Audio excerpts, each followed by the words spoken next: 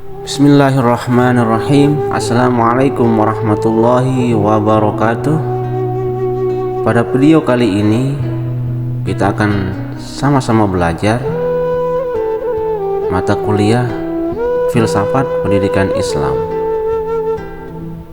Mata kuliah Filsafat Pendidikan Islam ini ada di semester 4 program studi Pendidikan Agama Islam Fakultas Tarbiyah di Institut Agama Islam Hamzan Wadi Nahdlatul Ulama Lombok Timur.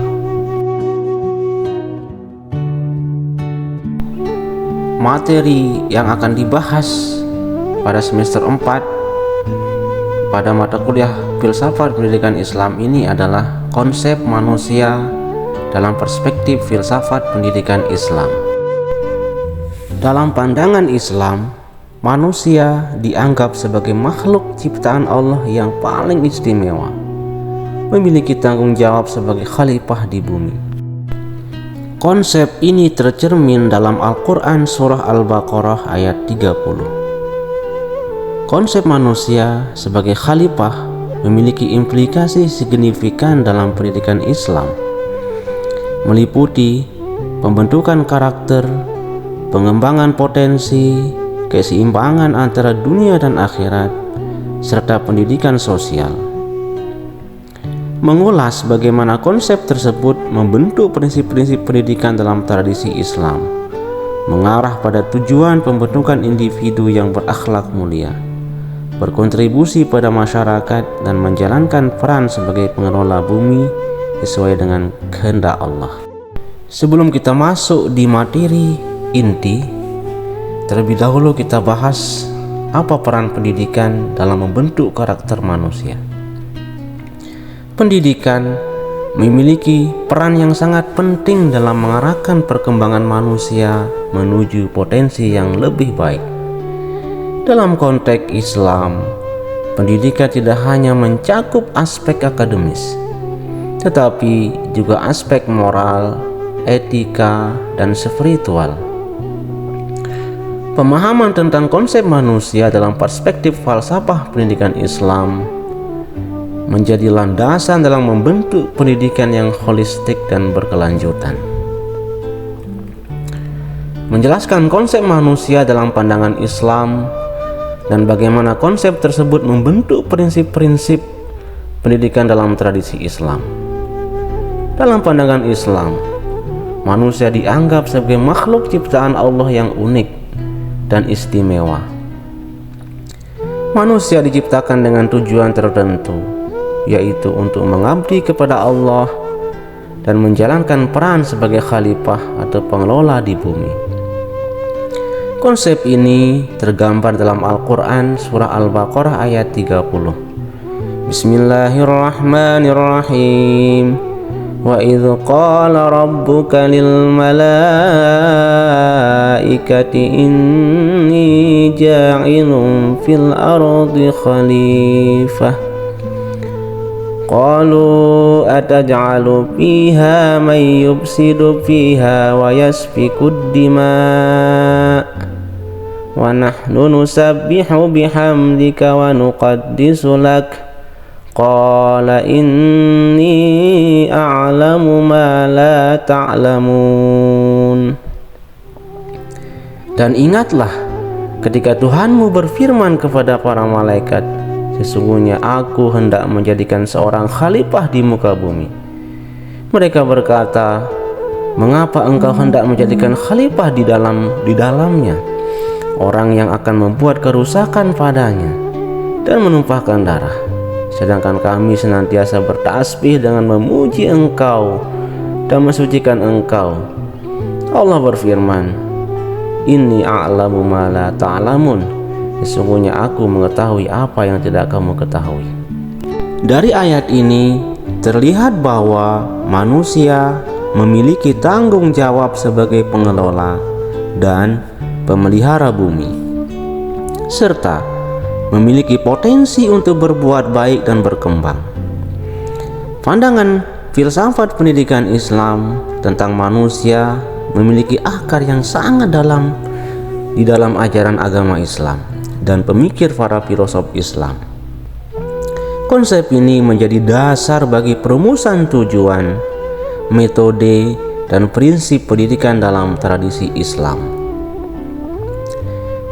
Beberapa poin kunci dalam pandangan filsafat pendidikan Islam tentang manusia sebagai berikut. Pertama, fitrah dan potensi. Filsafat pendidikan Islam meyakini bahwa setiap manusia lahir dengan fitrah yang suci dan potensi yang belum tergali sepenuhnya. Fitrah ini mencakup kecenderungan alami manusia untuk beribadah kepada Allah Subhanahu wa Ta'ala, mengembangkan akhlak yang baik, dan mencari kebenaran. Kedua, khalifah di bumi. Manusia dalam pandangan filsafat pendidikan Islam dianggap sebagai khalifah atau pengelola di bumi. Konsep ini didasarkan pada Al-Quran Surah Al-Baqarah ayat 30 yang menunjukkan bahwa manusia diberi tanggung jawab untuk mengelola alam dengan bijak dan adil. Kemudian yang ketiga, tujuan utama pendidikan. Tujuan utama pendidikan dalam pandangan ini adalah mengarahkan manusia untuk mencapai kesempurnaan dan mendekatkan diri kepada Allah. Pendidikan diarahkan untuk mengembangkan akhlak yang mulia, ilmu pengetahuan yang bermanfaat, serta pemahaman yang mendalam tentang agama. Yang keempat, pendidikan holistik. Filsafat pendidikan Islam menekankan pendidikan yang holistik, mencakup pengembangan intelektual, moral, spiritual, dan sosial. Pendidikan diharapkan dapat membentuk manusia yang seimbang dalam semua aspek kehidupan. Yang kelima, kebebasan dan tanggung jawab. Konsep kebebasan dalam filsafat pendidikan Islam berpusat pada kebebasan memilih yang baik dan bertanggung jawab atas tindakan tersebut di hadapan Allah Subhanahu wa Ta'ala. Kebebasan bukan berarti kebebasan mutlak, melainkan kebebasan yang dijalani dengan kesadaran atas tanggung jawab moral. Kemudian yang keenam, keseimbangan dunia dan akhirat. Pendidikan dalam pandangan ini mengajarkan keseimbangan antara kepentingan dunia dan akhirat. Manusia diajarkan untuk memenuhi kewajibannya dalam dunia dengan niat yang benar, sambil tetap mengutamakan persiapan menuju akhirat. Yang ketujuh, pengembangan karakter. Filsafat pendidikan Islam menekankan pembentukan karakter yang baik dan berakhlak mulia. Pendidikan diarahkan untuk mengembangkan sifat-sifat seperti kesabaran, kejujuran, kerja keras, kasih sayang, dan rasa empati. Kemudian selanjutnya, pandangan para filosof tentang manusia. Proses penciptaan manusia menjadi topik yang diperdebatkan di antara para filosof dari berbagai tradisi dan pandangan.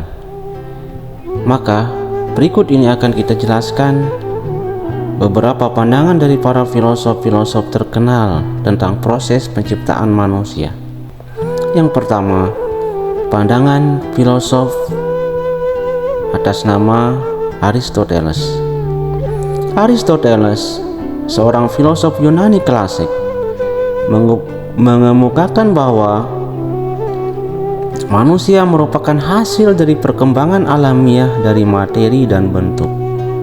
Dalam pandangannya, manusia memiliki potensi rasionalitas yang membedakan mereka dari makhluk lain.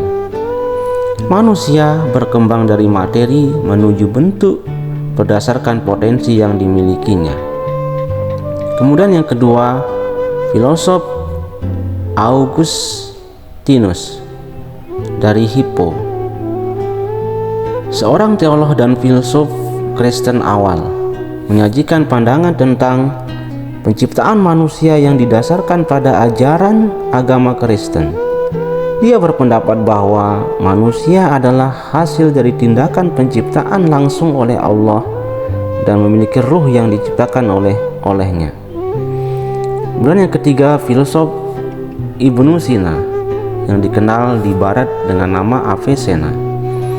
Filsuf muslim dari abad ke-10 yaitu Ibnu Sina mengembangkan pandangan bahwa manusia merupakan entitas yang terdiri dari unsur material atau jasad dan unsur spiritual atau nafs atau jiwa. Dia memandang bahwa manusia diciptakan oleh Allah melalui proses kausatif. Kemudian yang keempat, filsuf Ibnu Rus yang dikenal di Eropa atau di Barat dengan nama Averroes. Seorang filsuf muslim dan cendekiawan, Ibnu Rus mengemukakan pandangannya bahwa manusia adalah hasil dari penciptaan Allah dan bahwa akal adalah potensi yang membedakan manusia. Dia menekankan pentingnya akal dalam memahami realitas dan ajaran agama. Kemudian filosof yang kelima yaitu Descartes, seorang filosof barat pada abad ke-17, mengajukan pandangan dualisme substansial yang memisahkan antara materi dan roh. Dalam pandangannya, tubuh manusia adalah materi fisik, sementara pikiran dan kesadaran terletak dalam roh yang tak bermateri. Dari pembahasan tersebut dapat kita simpulkan, dalam perspektif filsafat pendidikan Islam, konsep manusia memiliki dimensi yang kaya dan kompleks. Konsep ini didasarkan pada keyakinan tentang penciptaan manusia oleh Allah Subhanahu wa Ta'ala dan tujuan utama eksistensinya untuk beribadah kepadanya. Berikut adalah beberapa kesimpulan penting mengenal konsep manusia dalam perspektif filsafat pendidikan Islam. Yang pertama, penciptaan oleh Allah. Manusia dipandang sebagai hasil ciptaan langsung oleh Allah Subhanahu wa Ta'ala. Kehadiran manusia di dunia ini merupakan bukti dari kehendak dan kebijaksanaan Allah. Konsep ini menekankan bahwa setiap individu memiliki nilai intrinsik yang tinggi karena asal-usulnya berasal dari Allah. Yang kedua, khalifah di bumi. Manusia dianggap sebagai khalifah, pengganti Allah di bumi. Ini berarti manusia diberi tanggung jawab untuk menjaga dan mengelola alam semesta sesuai dengan prinsip-prinsip Islam. Tugasnya adalah menjalankan peran tersebut dengan kebijaksanaan dan keadilan. Yang ketiga, akal dan kebebasan. Manusia dianugerahi akal sebagai karunia ilahi yang membedakannya dari makhluk lain. Akal memungkinkan manusia untuk berpikir, merenung, dan memahami prinsip-prinsip agama serta alam semesta.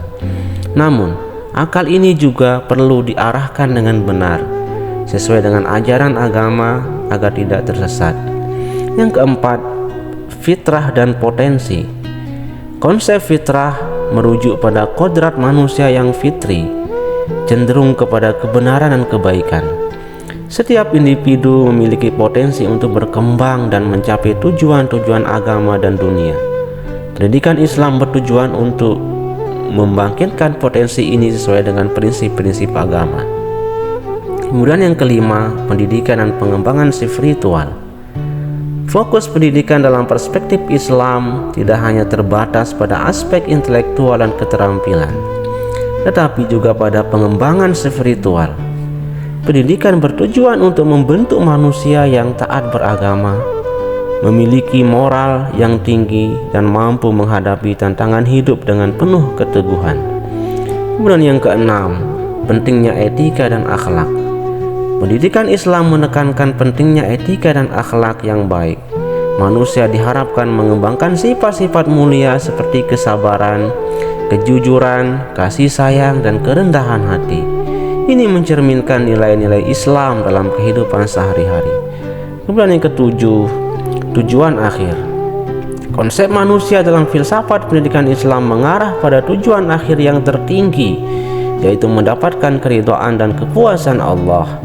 Manusia diharapkan menjalani kehidupan ini dengan penuh tanggung jawab terhadap tugas-tugas agama dan sosialnya. Sekian, semoga bermanfaat. Assalamualaikum warahmatullahi wabarakatuh.